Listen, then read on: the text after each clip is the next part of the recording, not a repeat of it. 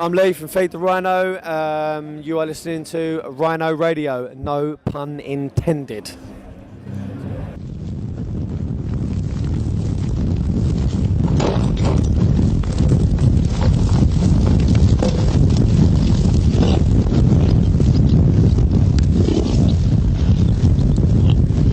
Okay, so Bloodstock, Feed the Rhino with Rhino Radio, and we got some sweets. Are we gonna use the pun? No. We're not doing the pun. Okay, Thank you for that. That's a great start. Okay, so you guys are back, and I know that you had to take some time off. You were working on your album.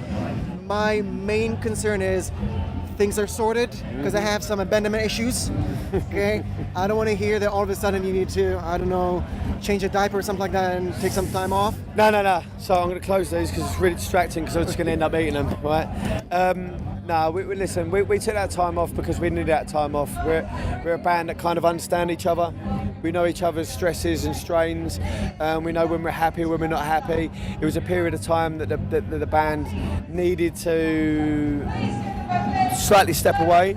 We didn't step away completely. We stepped away so things didn't become detrimental in this band, and it could have done. And I think that was the cleverest, the most clever thing we could do at the time. Okay. So again, my concerns.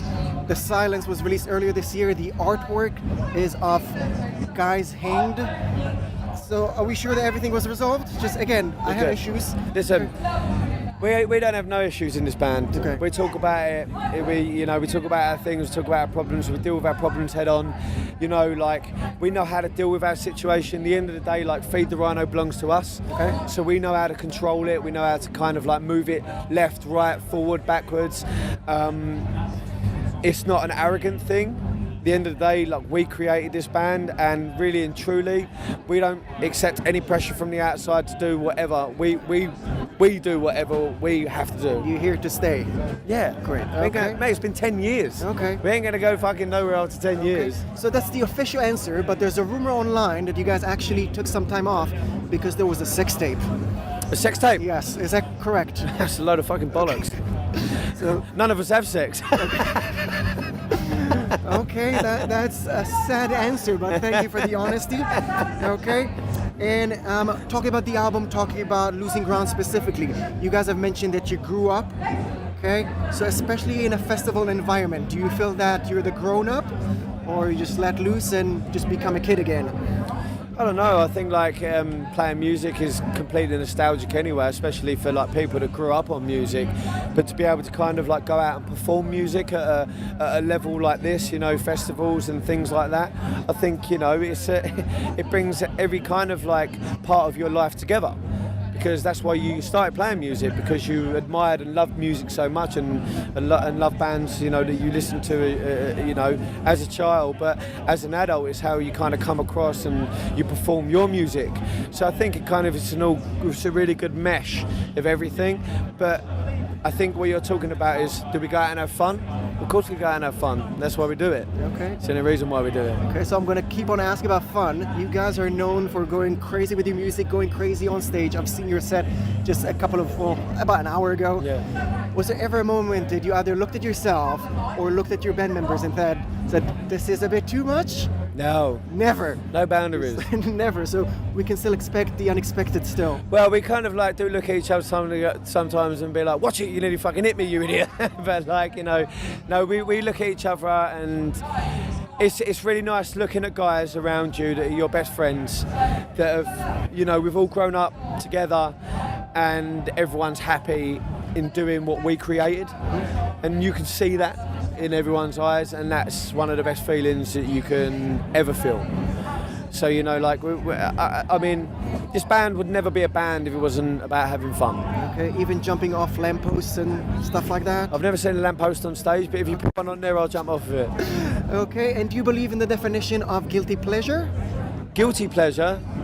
No, I just believe in pleasure. Okay, so just I have even no if it's- guilt about any pleasure that I perform. Okay, that's a great answer. And the last thing, when you guys write, when you guys think about your stage presence, do you think about how am I going to become the sexiest? No. No, just do your No, we don't. We definitely don't look at this band as sexy. thing. Okay. Brutal honesty, thank you very much.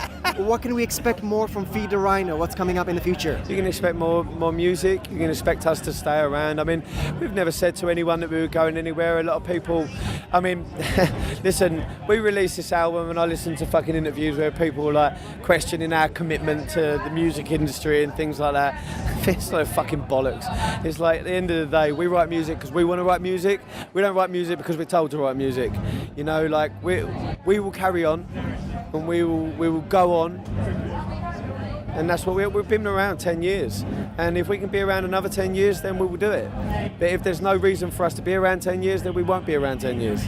And I know that, if I'm not mistaken, Losing Ground was kind of the backtrack of the previous album that kind of led to the new one, or am I mixing tracks?